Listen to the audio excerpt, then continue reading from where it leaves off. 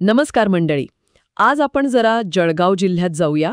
हिंगोणे गाव आणि तिथलं मोर धरण याबद्दल बोलू. हो. आपल्याकडे पद्म पाणी ब्रॉडकास्टचा एक रिपोर्ट आहे. त्यात या भागाचं निसर्ग, संस्कृती आणि तिथलं ग्रामीण जीवन छान मांडलंय. बरोबर. तर आपण जरा या माहितीवर चर्चा करूया. बघूया काय काय महत्वाचं मिळतंय आपल्याला. नक्कीच. म्हणजे रिपोर्ट वाचताना एक गोष्ट लगेच जाणवते. कोणती? हे जे धरण आहे ना, त्याची भूमिका दुहेरी आहे. म्हणजे एकीकडे पाणीपुरवठा तर आहेच, पण दुसरीकडे ते एक सुंदर ठिकाण म्हणून पर्यटनासाठी कसं महत्वाचं ठरलंय हे पण त्यात दिसतंय. हो ना. आणि मला विशेषतः ते आवडलं जे म्हटलंय की पावसाळ्यात सांडव्यावरून जेव्हा पाणी वाहतं हो हो ते बघायला लोक खूप लांबून येतात म्हणे.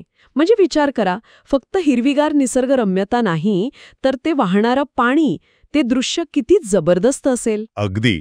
आणि हे फक्त काय म्हणतात त्याला, नुसतं बघण्यापुरतं नाहीये. अच्छा. रिपोर्टमध्ये हे सौंदर्य तिथल्या अर्थव्यवस्थेशी जोडलेलं आहे असं स्पष्ट दिसतं.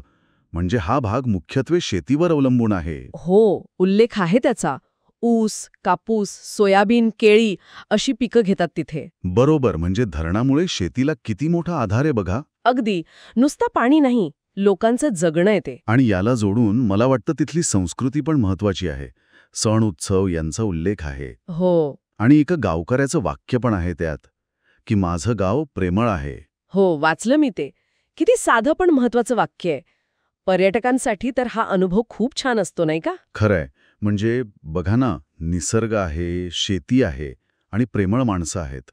या तिन्ही गोष्टी एकत्र आल्या की त्या ठिकाणाची ओळखच बदलते. म्हणजे पर्यटनाला चालना मिळायला हे सगळं खूप पोषक आहे. अगदी. आणि अजून एक गोष्ट जी मला खूप आवडली, सांगा ना. ती म्हणजे संध्याकाळचं वर्णन. धरणाच्या शांत पाण्यात मावळत्या सूर्याचा प्रतिबिंब. काय अनुभव असेल तो.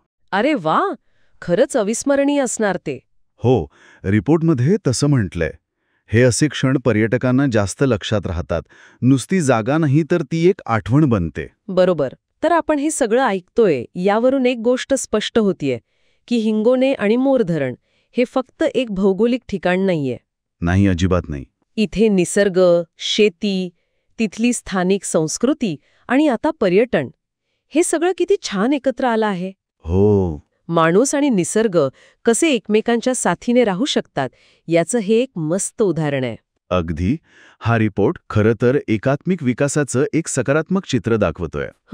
म्हणजे नैसर्गिक साधनं वापरून स्थानिक अर्थव्यवस्थेला आणि पर्यटनाला चालना कशी देता येते हे दिसतं इथे. बरोबर.